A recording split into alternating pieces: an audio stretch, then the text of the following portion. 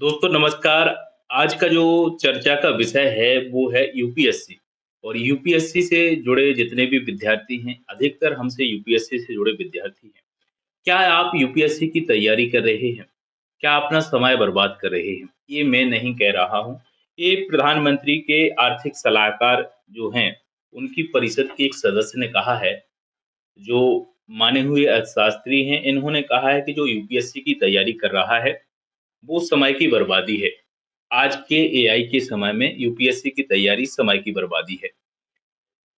इनके इस बयान ने सोशल मीडिया पर एक बवाल खड़ा कर दिया है, हड़कंप सा मचा दिया है। इन्होंने जिस प्रकार से पॉडकास्ट पे इनने कहा है और ट्विटर पर भी घमासान सा मचा हुआ है इनकी बातों के लेकर। बहुत सारे जो आईएएस हैं, आईपीएस हैं, बहुत सारे यूपीएससी जो क्लियर किए हुए अधिकारी हैं, उन्होंने अपने पक्ष को रखा है। कहीं ऐसा तो नहीं है हमारी साख समाज में एक प्रकार से ऐसा लगे कि यूपीएससी किया है तो समय बर्बाद किया है, जिस प्रकार से इनने बोला है। तो वाक़ई में आज के युवा को यूपीएससी की तैयारी करना चाहिए या नहीं करना चाहिए?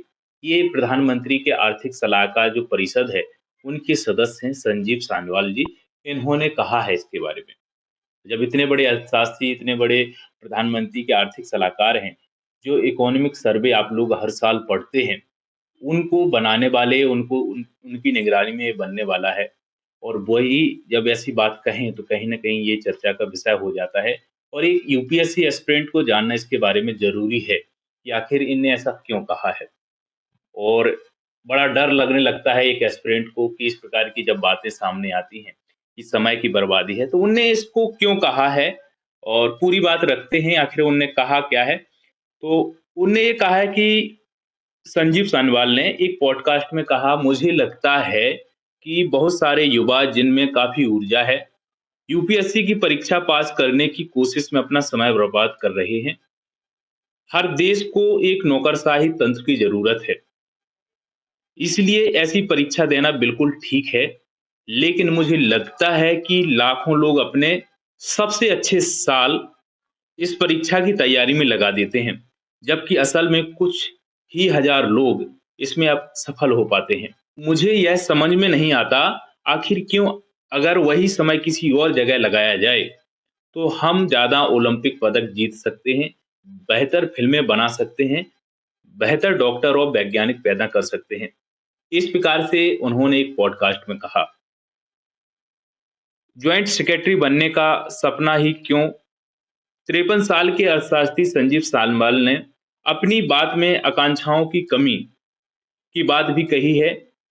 साथ ही अपने तर्क को मजबूत करने के लिए बिहार और पश्चिम बंगाल का उदाहरण भी दिया है।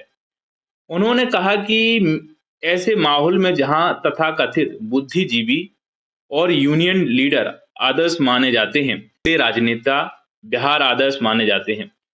जैसे कि पश्चिम बंगाल हुआ, बिहार हुआ, यहाँ पर या तो राजनीति में जाते हैं या यूपीएससी आईएएस की तैयारी करते हैं यहाँ पे। इसके बारे में उन्होंने कहा है। और आपको एलन मस्क और मुकेश अंबानी जैसा बनने का सपना देखना चाहिए, उन्होंने इस बात को रखा है। जॉइंट सेक्रेटरी बनने का सपना क्यों?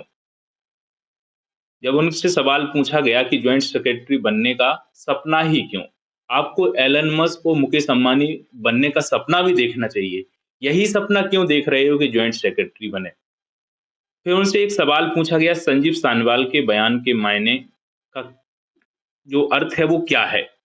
तो अर्थशास्त्री संजीव सान्याल ने फिर से कहा कि इसका मतलब है कि भारत में आज नई संभावनाओं का दौर है।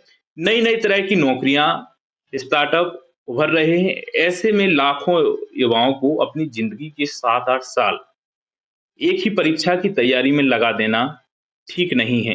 एक नौकरी के लिए इतने साल बर्बाद करने से अच्छा है, इस समय किसी बिज़नेस या किसी करियर में लगाएँ तो अच्छा नतीजा मिलेगा। फिर उनसे जो सवाल अगला पूछा गया, क्यों सिविल सेवक बनना चाहते हैं भारतीय? आखिर चाहते क्यों हैं इसको बनने के लिए, जो आईएएस, आईपीएस बनना है या सिविल सर्विस की तैयारी करना है, आखिर युवा इसको क्यों चाहते हैं? तो उन्होंने अपना तर्क दिया है कि भारतीय समाज में सिविल सेवकों को देश की सेवा करने के लिए एक बुद्धिमान और काबिल इंसान के रूप में देखा जाता है। सिविल सेवा में नौकरी स्थायी होती है और इसमें अच्छी पेंशन मिलती है। ये युवाओं के अंदर एक प्रकार से ज़हन चलता है, एक भावना चलती है कि इस प्रकार से होता है। इसके अलावा मान-सम्मान, सुरक्षित नौकरी, सिविल सेवा में परीक्षा जो होती है, सिविल सेवा जो नौकरी है स्थायी होती है और इसमें अच्छी पेंशन मिलती है। सिविल सेवक बनने के लिए संघ लोक सेवक आयोग यूपीएससी की ओर से एक परीक्षा आयोजित कराई जाती है। ये परीक्षा भारत की सबसे प्रतिष्ठित परीक्षाओं में से एक है, ऐसा बोला जाता है। और सिविल सेवा में शामिल होने का मतलब है कि आप देश की सबसे सम्मानित और प्रतिष्ठित संस्थानों में से एक में काम करेंगे। यह परीक्षा पास करने के बाद भारतीय प्रशासनिक सेवा आईएएस, आईपीएस, भारतीय विदेश सेवा आईएफएस और अन्य सिविल सेवाओं में नौकरी करने का अवसर जो मिलता है। सिविल सेवकों की नीतियां बनाने और उसे लागू करने की बड़ी भूमिका होती है। वे समाज में सकारात्मक बदलाव ला सकते हैं और लोगों के जीवन को बेहतर बना सकते हैं। इस प्रकार से लोगों के अंदर ये चीजें होती हैं और वाकई में ये जो बात कही है वो सच है। लेकिन इन सभी बातों को देखकर आज का युवा सिविल सेवा की परीक्षा में जुट जाता है और तैयारी करने लगता है। जिस प्रकार से इन्होंने कहा है कि यूपीएससी की तैयारी करना 7 से 8 साल एक ही परीक्षा की तैयारी करना कहीं न कहीं समय की बर्बादी है। आप अंबानी और एलन मस्क बन सकते हैं, इनका उदाहरण देकर के इन्होंने बोला है। आप यूपीएससी ही क्यों करना चाहते हैं? तो जो बातें इन्होंने कही हैं कि ये सब चीज़ें करने का मौका यूपीएससी से मिलता है और ये सब जो लालसा है, इस लालसा को पाने के लिए आज का युवा झकझोर गया है यूपीएससी में। यूपीएससी की तैयारी करने के लिए अपना समय बर्बाद कर देते हैं अधिकतर और जबकि इनमें जो पदों की संख्या होती है, 1000 के आसपास होती है।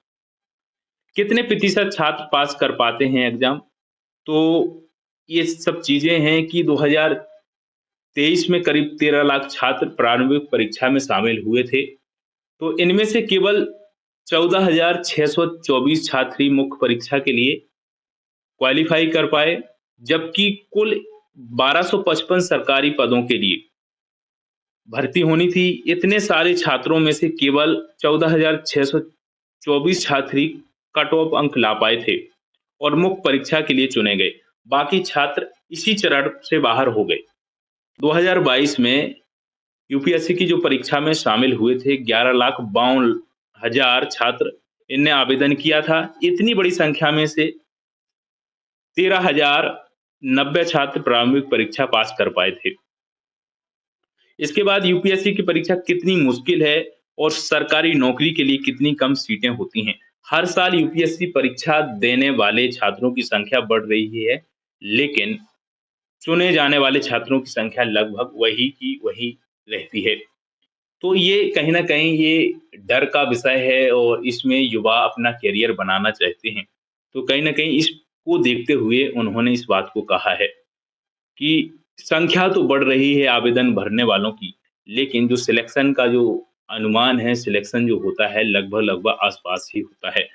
तो इससे उन्हें इस बात पे युवाओं को एक प्रकार से उनने मोटिवेट किया है कि यूपीएससी ही क्यों करना चाहते हैं आप? और भी अपने जीवन में करियर बना सकते हैं और 7-8 साल कहीं न कहीं आप दे कर के अपना समय बर्बाद कर रहे हैं। और जो प्रधानमंत्री आर्थिक सलाहकार हैं, प्रधानमंत्री के आर्थिक सलाहकार काउंसिल के जो सदस्य हैं, उन्होंने इस बात को कहा है तो बहुत बड़ी बात हो जाती है। यूपीएससी की जो तैयारी हो रही है, संजीव सान्याल जी ने जो अर्थशास्त्री हैं, प्रधानमंत्री के आर्थिक सलाहकार जो काउंसिल है उसके एक सदस्य भी हैं। और जब ऐसी बात कहते कहते हैं तो युवाओं के अंदर डर भी पैदा होता है कि इतने बड़े जो अफ़सर हैं, इन्होंने ऐसी बात कही तो कहीं न कहीं ये सोचने का विषय है। तो दोस्तों ये बताना ज़रूरी था और सोशल मीडिया पर बवाल सा मचा हुआ है, हड़कंप सा मचा हुआ है। और इन्होंने जो बात कही है, बड़े तर्क के साथ कही है और इस पे सोचने को हमें मजबूर होना चाहिए। दोस्तों हमारी मुलाकात अगले वीडियो में होगी, तब तक के लिए अपना ख्याल रखिएगा। नमस्कार।